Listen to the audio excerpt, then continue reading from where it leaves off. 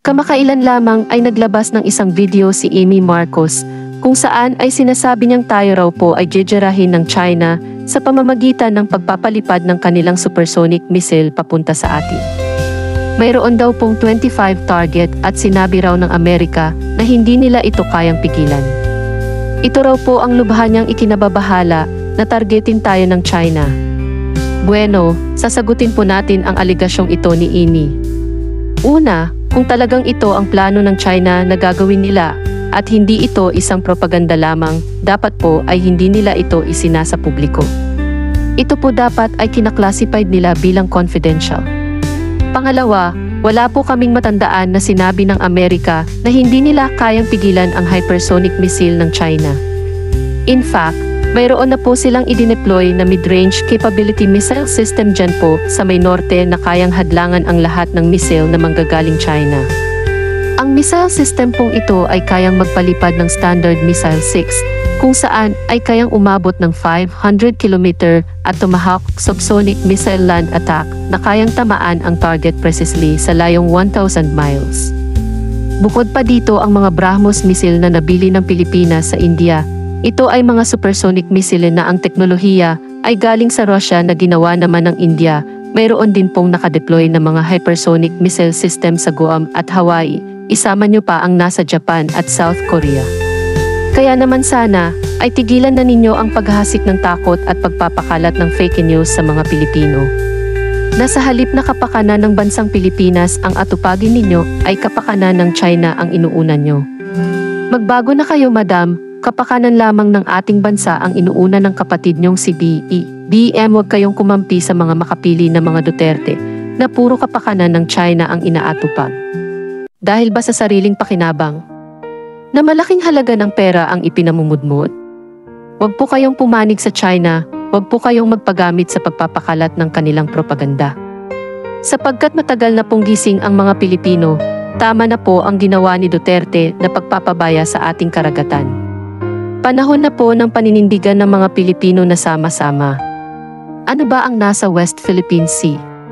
Mga yamang dagat lamang ba ang makukuha dito? Para po sa inyong kaalaman, sagana po ang West Philippine Sea sa natural gas at oil na maghahango sa atin sa kahirapan sa hinaharap. Kung kaya gayon na lamang ipaglaban ito ng ating kasalukuyang pamahalaan. Ito po ang tunay at wagas na pagmamahal para sa ating inang bayan. Ito rin marahil ang China kung bakit gayon na lamang ang kanilang kandarapang pag-angkin nila dito dahil sa kayamanang ito. Kung totoo pong may tunay kayong pagmamahal sa ating bayan, susundan nyo ang ipinaglalaban ng kapatid nyong si BBM, ang tunay na pagmamalasakit sa ating kapwa Pilipino at ating inang bayan. Sana po, kung makakaabot sa inyo ang panawagang ito, sana, magbago na kayo. Hindi pa po huli ang lahat, sama-sama tayong babangon muli. Panoorin po natin ang video. Salamat po mga katropa. Missile system ng Amerika na nasa Northern Luzon para sa military exercise.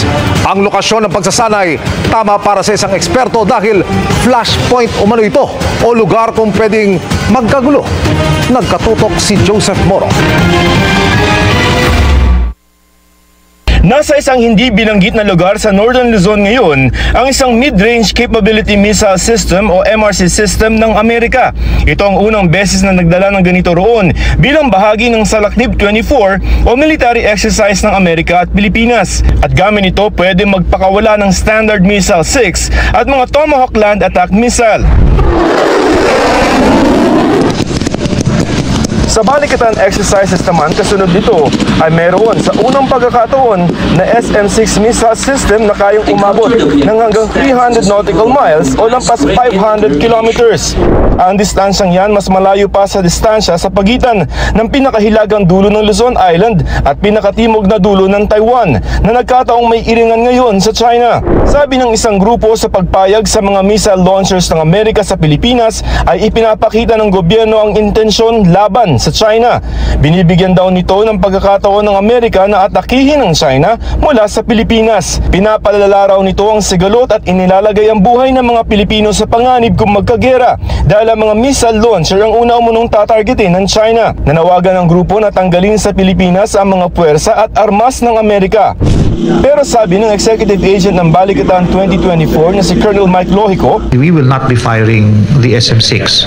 We are testing the feasibility of bringing this weapon system by air and offloading it into a secure and established space. Pero sabi rin ni Lohico dahil sa lapit ng Taiwan kung kaya nasa Hilagang Luzon ang karamihan sa mga military exercises ng Amerika at Pilipinas. The purpose of an armed forces, why we exist, is really to prepare for war. There's no sugarcoating it. That's absolutely true. Gayunman, hindi raw nakatuon sa China ang Balikatang inaasahang dadaluhan ng 11,000 sundalong Amerikano at 5,000 sundalong Pinoy. With or without China, let's say for example in a parallel universe, China did not exist, we would still be doing these exercises.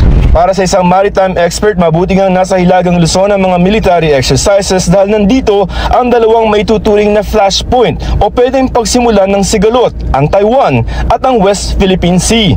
Given the current geopolitical environment, okay, and concerns over China's increasing aggressiveness, it's all right, I think, to prepare for it. Mensahe rin daw ito sa rehiyon, bagaman hindi naman nakikisali ang ibang Southeast Asian na bansa sa issue. It shows that, in case of any contingency, then there is that capability to respond to it. And I think that gives at least some assurance, that anyone attempting to destabilize the region will not have an easy time. Correct. There's the deterrence factor as well. Sabi ng China, kapag nagdadala ng mga bansa mula sa labas ng rehiyon sa South China Sea para magpakita ng lakas at mangudyok, maaaring lumala ang tensyon. Hinimok nito ang Pilipinas na tumigil na sa maritime provocations at ang ibang bansa sa labas ng rehiyon na mangudyok ng gulo. Sabi naman ng DFA, ang labis na pagkamkam ng China sa dagat at agresibong mga hakbang tulad ng militarisasyon sa mga reklamasyon nito ang nakakapagpataas ng tensyon.